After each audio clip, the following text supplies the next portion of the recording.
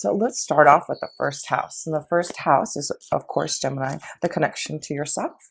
Wow, the Four of Wands. I love this. This is about focusing on happiness and joy. This is about peace and harmony. This is about a relationship. So some of you Geminis are really focusing maybe on a commitment, a relationship, what brings you happiness, what brings you joy. I feel like there's a focus also in your 11th house. The 11th house is connection to friends, new organizations, connections to others, new connections. So I feel like for some of you, there's this new freedom to connect, to find new ways to, connect to those that you want some type of commitment, some type of harmony with. So this month, I feel you Geminis are focusing on what is going to give you this harmony and peace and connections to others. So let's see here. And we see the anchor. So the anchor is about focusing on maybe a relationship that isn't as anchored, isn't as strong as you want it to be, Gemini. So some of you are focusing on those relationships that have been maybe a little bit turbulent, and to find out if there is going to be this commitment, this peace, this harmony that you can have in your relationship. And I feel right now you're looking at your circle of friends, you're looking at, what's bringing you peace in your relationships. So yes, you will have a new moon at the end of this month in your connection to your 11th house. That's why I feel that you're finding new circles of friends. You're getting out there in the world. You're connecting to new vibrations that are going to allow you to grow and learn and prosper. So let's go to the second house, and that is in regards to your finances and resources. So let's see how your finances, two cards want to fly out. So let's see what those two cards are for you.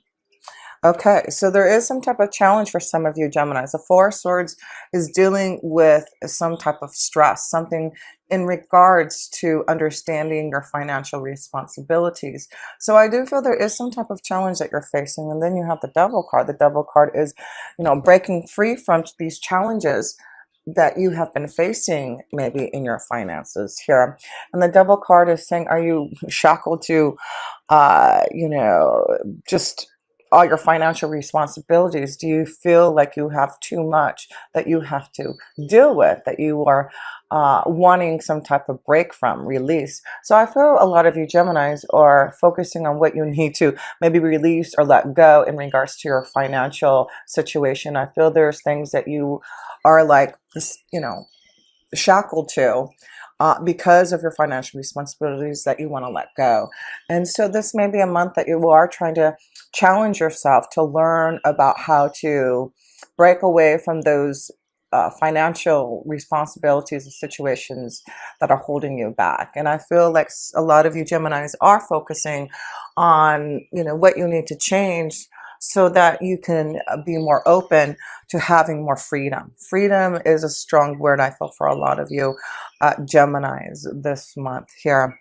And so let's go to the third house. And the third house is this focus on communication. So let's see how your communication is feeling. Two more cards here. Nine of Swords and Eight of Swords. So, wow, there's something fearful, something that you are worried about maybe saying in regards to communication, and maybe in regards to relationship, because I do see the Devil card, and we see the Four of Wands on top of here, and the anchor, and the Five of Swords of challenges. So I feel there is something that you're feeling challenged this month, Gemini, in regards to communication, in regards to a relationship, being fearful to communicate or break free from something. The Nine of Swords, as you can see, for some of you Geminis, you feel trapped, you feel stuck, and you're not sure what to do, but there's fear holding you back from this change or really looking at the situation. Should you challenge this situation? Yes, you need to look at why you're feeling like this for some of you Geminis, because I really feel like you're ready to really grow and expand and have more insight into who you are. So communication this month, that's why I feel like there's something growing from within you Geminis in regards to your spiritual strength and the wisdom that you are receiving. It's like you are learning more. And in that case, I feel like you're becoming more wise in the communication that is coming through you to be able to, you know, give more insight in the way that you want to come across to others. So yeah, there is something that you're tapping into this month here, Geminis, in regards to communication, and something that you're fearful from maybe breaking free from. And it may have to do in regards to maybe a relationship, a partnership that may be a little bit unstable. So, and it could be in regards to finances. We see that there may be, for some of you Geminis, having sleepless nights because of maybe some of those financial responsibilities that you're having to deal with here. So let's see here. We're going to the fourth house, and there will be a full moon there on 9 March in your fourth house of family and home. So let's see how your family life is looking. Something coming into fruition, something that is coming into light in regards to your fourth house of family and home. So what do we have here? Five of Cups. Yeah, there's something missing, something that is disappointing for you, for some of you Geminis, in your family life. And the Prince of Wands is saying, wow, I see freedom. I see, you know, new energy. I feel like this is about more fun and adventure for some of you Geminis in your fourth house of family and home. Something's coming into fruition to pay attention to this Five of Cups. Are you feeling happy? Do you feel lonely? Do you have a deep connection with your family, with the loved ones? There's something missing and lacking for some of you Geminis in your family life. And the Prince of Wands is about you wanting to break free, to have more fun, to have more adventure. It could be that you need to just go out and have some fun, go take a vacation, get away for the weekend. But the Prince of Wands is encouraging you Geminis that with this 9 March full moon in your fourth house of family and home, look at the Five of Cups for what it is. You know, you do have the Five of Swords also in your reading, meaning there are some challenges and tasks that you need to face in regards to who you are, your self-worth, your feelings, your emotions. And, you know, if you're not here with the Prince of Wands and you're still here, then there needs to be some type of freedom. I feel like some of you are wanting to break free from something here. There may be a strong connection to a fire energy, a Leo, Sagittarius, or Aries, for some of you that are dealing with this situation in regards to the Five of Cups, you know, feeling lonely, disappointed, upset about something in regards to the family life here. So let's see here. Let us look at the fifth house. And maybe that's why the card of support is here.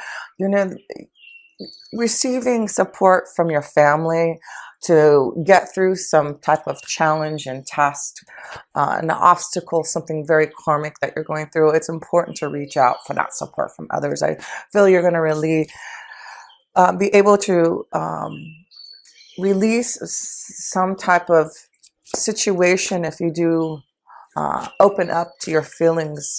But I feel like there's this freedom for some of you Geminis in regards to family life, home life, wanting to get away, wanting to break free, trying to find the stability and peace that you want here. So maybe that's what's happening on 9 March, something coming into fruition to make you realize what you need to do in regards to feeling stuck, having sleepless nights, and breaking free from that so that you can have more of the Prince of Wands energy, fun, excitement, adventure, really enjoying yourself more, Gemini, in your family life. So let's go to the fifth house. And that is all about love, romance, children, your creative flow. Let's see how your fifth house is looking for March here. So the death card here. So I just feel there's a change maybe in regards to love, you know, looking at why there's been some pain, sorrow, disappointment, sleepless nights. And the death card is saying maybe there is a big change that I am going through, because remember, you have a lot of energy in your 8th house. That is the sign of Scorpio. Excuse me. That is the sign of Scorpio. And that is in your 8th house. Excuse me. So, where was it going with that?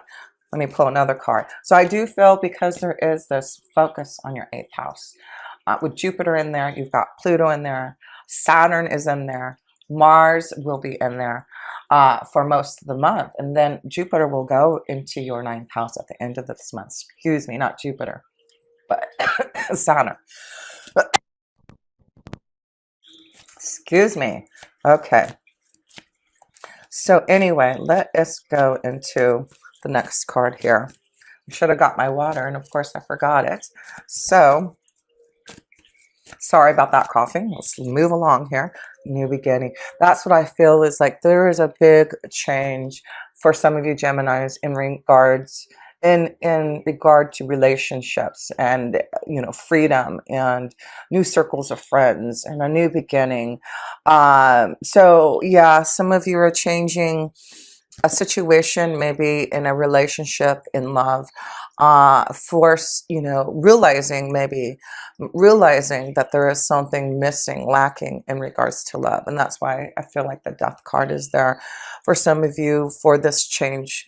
Are you in a place where you feel like you are going to fulfill your hopes, wishes, and dreams? Will you have that happily ever after? Do you feel like you will have peace and harmony in a relationship? And that's what some of you are looking at this month in regards to love here. So let's pull up some romance angel cards here. There may be a strong connection to a Scorpion energy for some of you Geminis. There may be a connection to a Capricorn. So let's see here. Let me pull a few love cards for you. Retreat. Yeah, some of you need to break maybe away from a relationship and go, on a retreat. Maybe you need some privacy, some quietness. Maybe this is you going with someone who you are having some type of situation that has been difficult in a relationship, that maybe you need to go on a retreat. So yeah, some of you Geminis are focusing on disconnecting from the world and focusing on relationships, focusing on self for a big change here. Attraction, but there is some type of attraction with someone, some type of attraction that you're feeling here. So let's see what this attraction worth waiting for. Some of you have been waiting for a special attraction, a special love energy. And that's why I feel there's something coming about for some of you, that you've been waiting for this change, waiting to break free from something that you've been wanting to do for a long time. So let's see here. Let's pull a couple more cards in the love energy. Worth waiting for. There's attraction. Retreat, freeing yourself. That's why I feel when I said earlier this word of freedom, some of you need to free yourself from a relationship. And that's why I see this focus on yourself, Gemini. Focus, seek out support from others. But I do feel some of you are focusing on what you need in March. Mercury still in retrograde, it will go direct. March 10th. So I feel like right now you really are thinking about those things. This could be the one. So there's an attraction. There could be someone that you've been waiting to, connect to, and now you have this energy. It could be the one, but we see that the devil's energy is here. So some of you may be shackled up with someone, needing to be free, wanting to have some type of commitment and fun and freedom with someone else here. Yeah, I see a strong connection to a fire energy, Leo, Sagittarius, Aries for some of you. And in regards to the relationship energy. So anyway, okay, so let's go to our 6th house here for you Geminis, and that's connection to your day-to-day life here.